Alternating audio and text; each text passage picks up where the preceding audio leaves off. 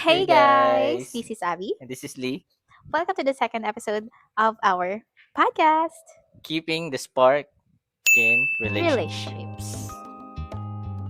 So, we start this by asking question. May mga relationship na naglalas at mayroon din naman nag-fade. So, how do we maintain the spark in this relationship? Nakwento namin kung paano nag-start sa aming first episode. Episode. Okay, so this time we'll be giving 5 secrets to keep the spark in a relationship. Okay, so the first one here is small wins matter. How do you mean by that? Okay, so we don't need a big vacation to be happy. Parang sinasabi natin na hindi naman talaga ganoon kakailangan sa relationship na dapat ganito, dapat i-date mo ako sa ganitong lugar, bili mo ako ng ganito kasi kapag hindi mo ako binili, hindi na kita love. Okay, so you don't need that big vacation to be happy. Minsan, mas nagiging happy tayo doon sa mga small habit or small daily habits. Like, for example, di ba kapag malayo ka na sa bahay nyo, and kapag early morning, so ang bubungad kagad sa akin yan ay, anong pinatext mo sa akin? I love Anong you. chinachat? Good morning, tsaka I love you po. Ayun. So, syempre, daily habit siya.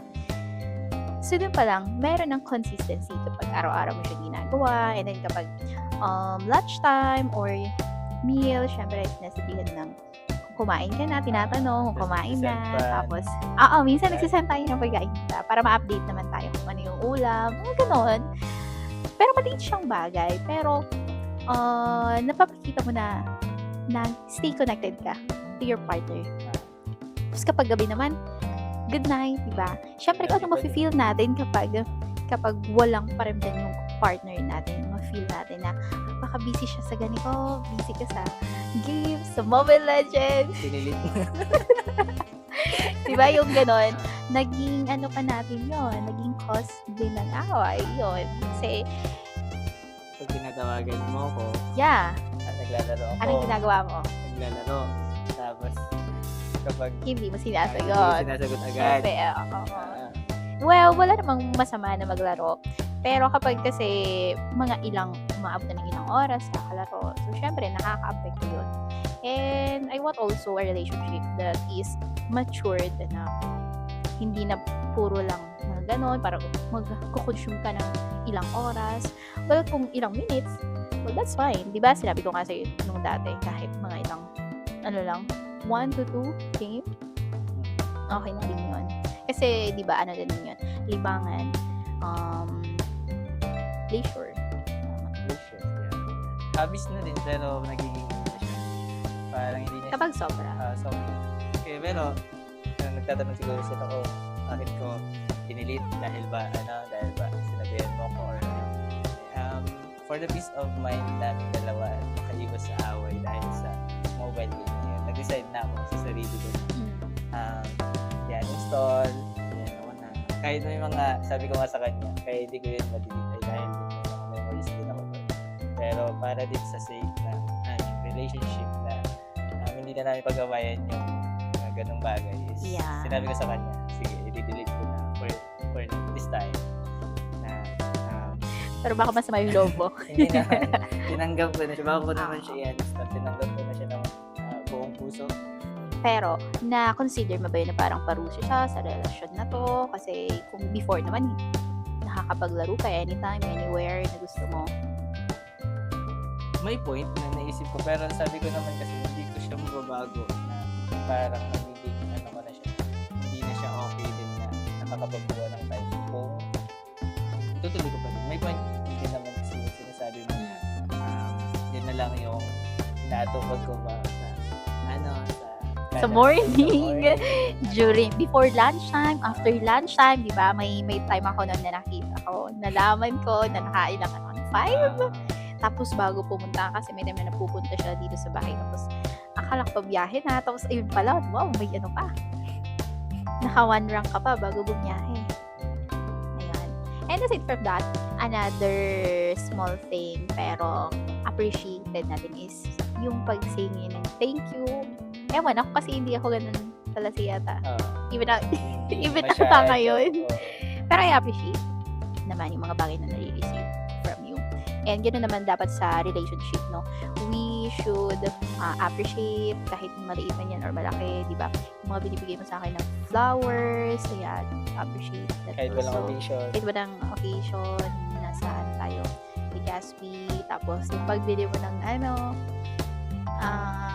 food, pang-ulam natin. Kasi magkasabay tayo mag-dinner. Yun, appreciate ko. Kasi wala namang tawag gumawa sa akin before, kundi sa'yo ko lang din na-experience yung ganang bagay. Tapos yung paghatid at sundo, kahit matagal ako mag-prepare, mag-makeup, mag-bihis, kapag morning, pero hindi pa din. Kahit minutes, hours, yun. And yun, nabanggit niya kanina na hindi siya ganun pata-thank you. Kaya pag nagta-thank you talaga siya, sobrang nakakatuwa sa puso kapag sinasabihan niya ang thank you. Kasi nga, parang nagugulat din ako pag gano'n. Pero na-appreciate ko pag nagsasabi siya sa akin ng thank you. And naka-note po yun. Dapat nga normal thing lang naman, di ba, ang mag-thank you. Kasi, yan, another, din yun, way of appreciating our partners. And through that, mas napapakita natin na we really do care about our partners. Kasi kapag na-appreciate natin yung mga maliliit na bagay, maliit na or malaki, yan. And hindi ko alam kung makaka-relate din yung ibang lalaki. Pero kapag na-appreciate mo kasi ang lalaki, sobrang laking bagay nun sa amin. Siguro, di din alam ng mga girls na kapag nag-thank you ka or na-appreciate mo ang isang lalaki, sobrang laking bagay nun para sa amin. Kapag nag-thank you or pinopost ka, ganyan, story ka ng girlfriend, ng fiancé mo, or ng asawa mo kung married couple ko. Sobrang laking bagay dun sa isang lalaki na kinikip talaga nila yun. Parang memorable sa kanila yun kapag ina-appreciate sila. And ako din, ganun ako. Okay, second point is listen to the small talk. Meaning? Eto, magbibigay tayo ng example is yung pag deep talks natin or kaya minsan may mga gusto tayong sabihin or minsan may mga kinikwento, di ba may mga times na kasi minsan may mga times na na-excite ako na ikwento to sa'yo. Tapos, you're willing to listen. Yan, sa relationship, dapat willing kang makinig. Hindi lang yung makikinig ka nga pero wala ka din namang energy na pakinggan or parang ipapakita mo na uninterested ka. So, siguro ang maano ko din sa small talk is yung pagiging sensitive mo sa partner mo kapag hindi din sila okay makipag-usap sa'yo. I think, iti-take ko din siya sa small talk kasi kailangan mo din pakinggan yung partner mo kapag wala siya sa mood. Na isa din sa kailangan ko din aralin sa akin. I think, natututunan ko na siya na pakinggan din yung actions, hindi lang kung nagsasabi lang siya magsasalita, kundi yung actions niya mismo towards me or towards sa sarili niya na hindi ko maintindihan ngayon pero naiirita ako ganyan or hindi ko trip makipag-usap ngayon kagaya pag dahil malayo kami, LDR minsan, hindi naman LDR kasi malapit lang naman ang lugar namin pato sa Libo. Kapag inaantok na siya, hindi ko na siya pag nagsasabi na siyang matutulog na siya, hindi ko na siya pinipilit na okay, baka pagod, yun, isa yun din yun sa pinapakinggan ko siya kapag lalo malayo, kailangan mo ng mahabang pasensya din pwede kang malungkot pero iintindihin mo din yun kasi hindi mo makakausap yung partner mo. Yeah, kailangan talagang maintindihan mo din. Well, the point here is when your partner wants to share something or point at something, tapos wants to share random thoughts, then syempre we should pay attention. Hindi lang yung parang oo, hayaan mo na yun. So, parang, okay, oo nga, nalaman ko din yun. Well, ganun talaga ang buhay. Huwag na natin pakialaman. But hindi naman ang ganun na usapan. Siyempre, hindi lang naman yung negative things ang magmamatter naman doon. I mean, kung beyond that, kung ano yung ikikwento, yung something na may ibibigay ka na comment, suggestion. Minsan kasi may mga times na nag-share din or nagkakwento ang partner natin because they want to get suggestions from you or hindi siya makapag-decide yung partner natin. Then, kukuha ng thoughts para maging masettle kung ano yung gusto niya talaga gawin. So, what's the third point? The third point is pinaka din to. Team up against the problem. Kasi Yes. minsan hindi sobrang hindi ko alam kung makaka-relate. Minsan ang hirap din mag-team up. I think maraming couple here ang relate talaga. Sila na yung magkalaban pero Yes. yung problem ang nanonood lang sa kanila pero yung nagiging problema ay sila na mismo. Yes, so the point here is it's not about you and me. It's You versus me. you versus me. It's about us versus the problem. At learning pa.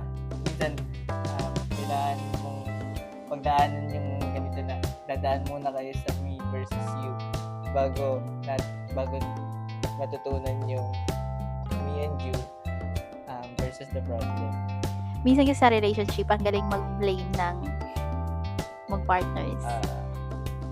So, kapag si girl, napansin niya na ganito, may nagawa si yung partner niya, then, bakit ganito? Biniblame niya yung partner niya. Tapos, kapag naman nagalit yung partner na lalaki, so, syempre, Sasagot din. tataas yung tension. Sasagutan na. So, ayun, yun lagi natin dapat tatandaan na it's not you versus me. It's us versus the problem. Okay, so number 4. Keep learning each other. Relate ako dito. Yeah, even ako. Kasi nagkakilala tayo. Hindi naman totally alam ko na about sa'yo. Diba?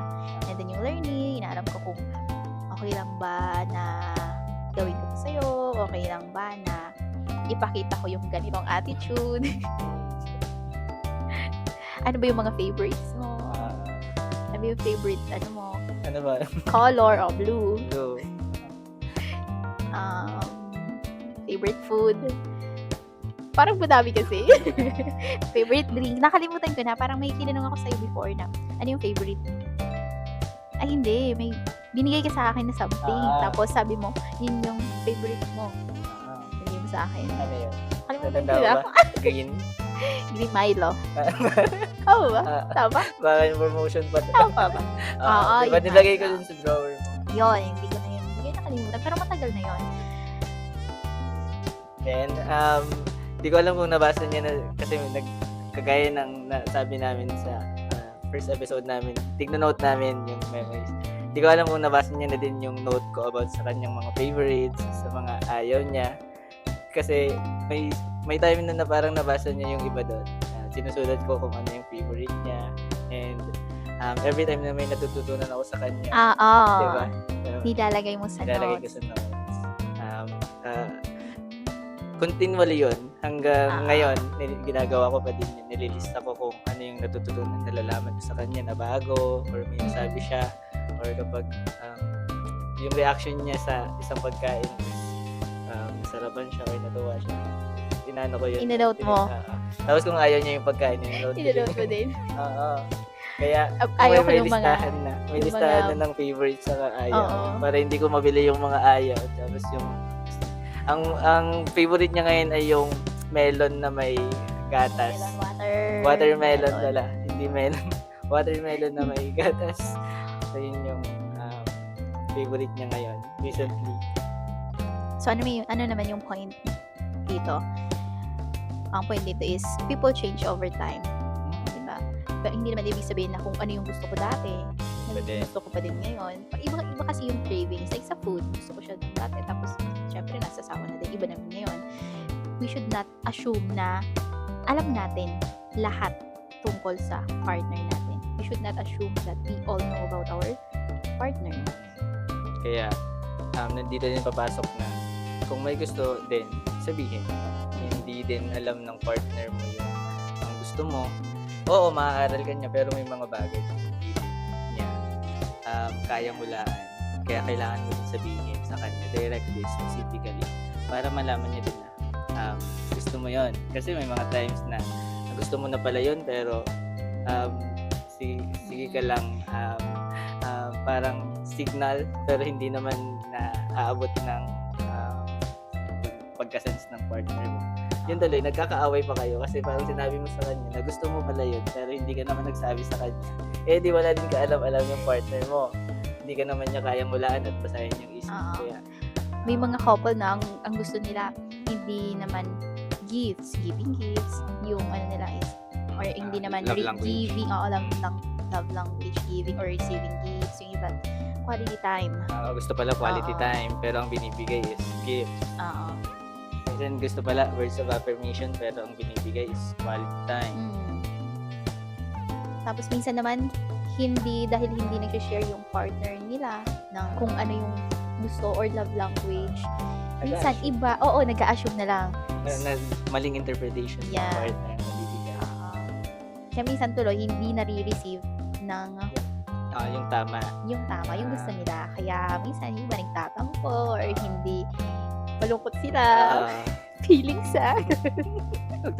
So, papasok dito yung communication is the key. Yes, communication. Para malaman mo kung ano talaga yung gusto ng partner mo. Sabi mo nga kanina, hindi manghuhula. Hindi ka manghuhula. Hindi ako manghuhula para malaman kung ano yung iniisip mo. At may mga bagay na mahalata ako at may mga bagay na sobrang hirap ko din. Ako lagi mo akong sinasabihan na hindi ka manghuhula. Kaya ako naman kasi yung type of person na hindi ko sinasabi kung ano yung gusto ko kasi baka ang maging dating is nagiging demanding na ako. Pero dahil doon, hindi nagiging aware ako or yung partner dun sa gusto mo pala na malay mo may gusto ka palang baguhin na parang hindi naman makaka-offend dun sa partner mo, pero di mo sinabi. Tapos pag nagawa na naman niya, dahilan niya ng pag-aaway niya, di hindi ka din nakatulong sa partner mo kasi gusto mo pala yun na gawin niya or mabago, pero hindi mo naman siya binigyan ng pagkakataon na i-correct yun or gawin yun kasi nga natakot yung sabihin kasi baka maging demanding ka. So, what you need to do is to communicate. Tell your partner kung ano yung gusto mo, ang gusto mo na ma-receive from him. Para hindi din mag-assume yung partner mo kung ano yung gagawin niya. Yan. So, do not assume. Again, yung point here is do not assume that you know everything about your partner. Number 5, on our last point is quality over quantity. Halimbawa dito is quantity is quality time. Quantity. Halimbawa meron kayong time, may mahaba kayong time para magkasama. Pero nag-phone lang kayo. It's quantity, hindi quality kasi magkasama nga kayo. Halimbawa 15 minutes. Yeah, you have a lot of time to spend together. Meron kayong 1 hour. And then, pero puro lang kayo phone. how are you going to spend that time together? Anong gagawin nyo? Uupo lang ba? Tapos mag-cellphone, manonood ng TV, tapos wala nang gagawin. Kaya diba minsan, kapag nagpo-phone ka din, gusto ko na meron tayong something na ginagawa na mas mag-grow tayo. Like, instead of mag-phone, kaupo, magkatabi nga tayo, pero nag-phone. So, wala naman yung communication. Kaya minsan, gusto ko na lang mag-detox, search ako ng questions sa Google, and then yun, mag-throw kami ng questions to each other. May alamin yung point of view ng question. Kapag meron tayong free time, di ba nung nag-visit ka dito, tapos kahit sobrang busy natin the whole day, galing tayo sa Ginubatan, tapos pumunta tayo sa Pulangi, tapos may mga ulit sa Pulangi, pero meron pa tayong time nun para mag-walking. Why? Pagod tayo physically, pero meron pa tayong time nun together. So, sayang din naman kung hihiga lang kami or kaya manonood ng TV or magsa-cellphone. So, mas okay na mag-walking tayo. So, habang nag-walk, hindi nakapagkwento tayo. Quality time. Yeah. Parang ayoko kasi na na magkasama tayo pero wala naman tayong kwentuhan. Meron tayong idle time. Idol. Idle time. Yung hindi nagamit na. Oo. Sabi nga na ni Pastor, an idle mind is Satan's workmanship. So, mas madami tayo naiisip na ganito. Instead na mag-chismis, pag-usapan si ganito. Bakit, hindi na lang yung pag-usapan natin yung relationship namin. Kasi even as, marami pa kaming kailang i-work out, i-build sa relationship namin na to. So, yun yung gusto ko na pag-usapan natin. And same din yun sa inyo. Sa mga relationships ninyo with your partner. So, instead of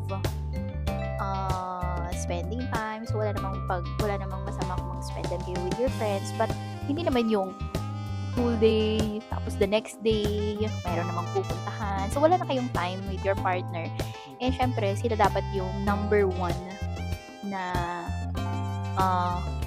magsusupport. Or kayo dapat yung number one supporter ng partner nyo. Yeah, supporter ng kada isa.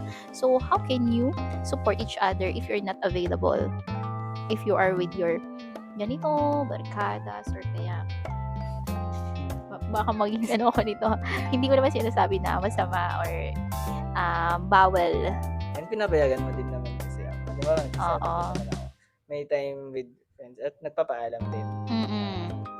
Lal- Basta safe lang makauwi. Oo naman. Lalo na kung may mga importante kang pupuntahan, hindi naman yung pupunta lang sa ganito tapos wala namang importanteng gagawin. Yun. So kung ang sinasabi natin dito is kung may time kami sa bawat isa, kumbaga, syempre, kailangan yan.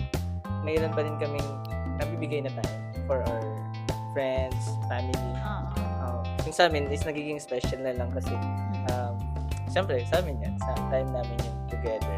Kahit mag-date man kami ng balot or mag-date kami ng tusok-tusok, since it's the quality of spending.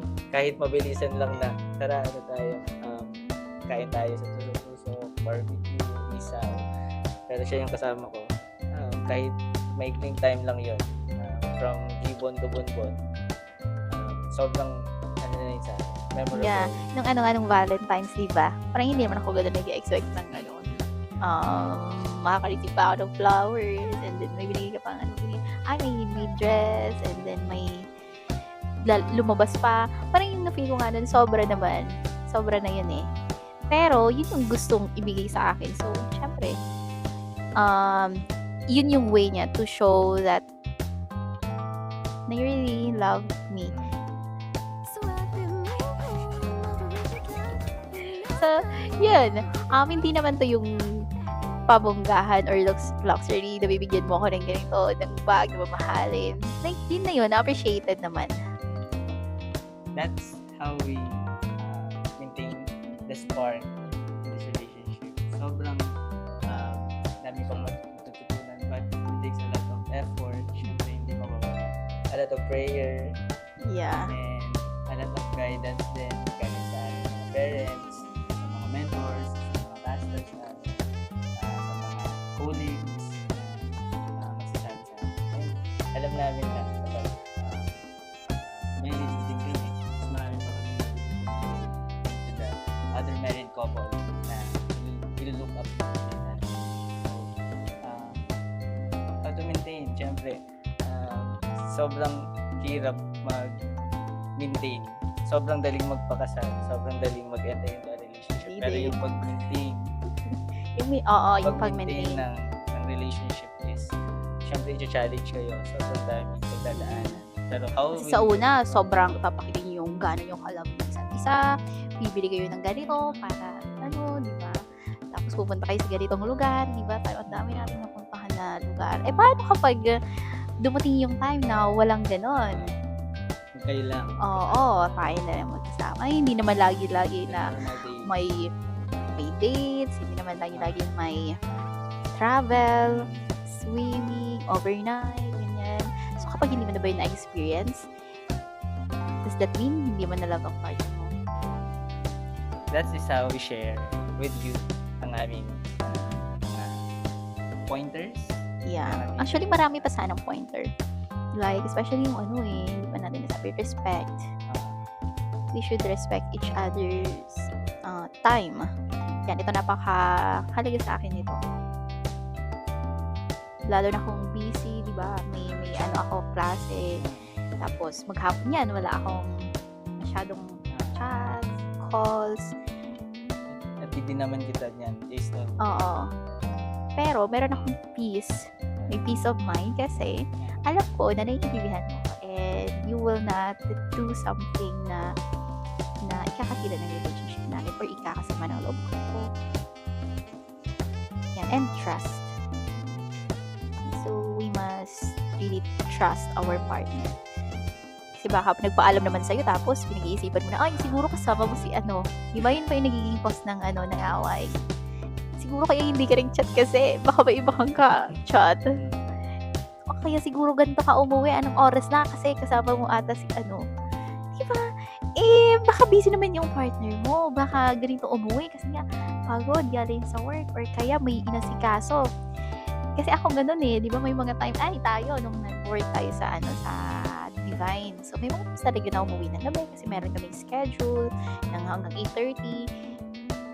So, updates are important also. Updates. Para hindi din mag-worry. And then mag-isip kapag ng kung ano. kapag nag-update, dapat Maniwala. paniwala. Kasi yung iba, pag nag-update nga ng ganito, nagsabi na kung awayin ba? Ay, siguro hindi ka naman talaga nagsasabi ng totoo. Siguro may iba ka nagka-date. Overthink malala yan, girl. So, iwasan din. Ah. Iwasan din natin na mag-take ng point para Yeah. Para ma-maintain. magandaan. Oo, para ma-maintain syempre yung spark. Maganda yung partner. So, I think that's all na i-share. Yes. Masyado nang mahaba din ang video na to. So, I think sa mga susunod ulit na Episodes. episodes, Yan yung abangan pa ninyo kung ano pa yung mga masishare namin. I hope you enjoy. Hope you learn also kasi we are trying to use our platforms also to share our thoughts and may mga napapansin din kasi sa ibang young people and then couples and para din ma-aware syempre. Na hindi ipopost sa social media, yung Oo. away, So, may mga all about depression, stress. So, madami pa tayong pag-uusapan sa mga next episode. Bye, guys! Thank you for watching. And don't forget to subscribe and like and tap the notification button para lagi kayong updated sa videos Videos. namin.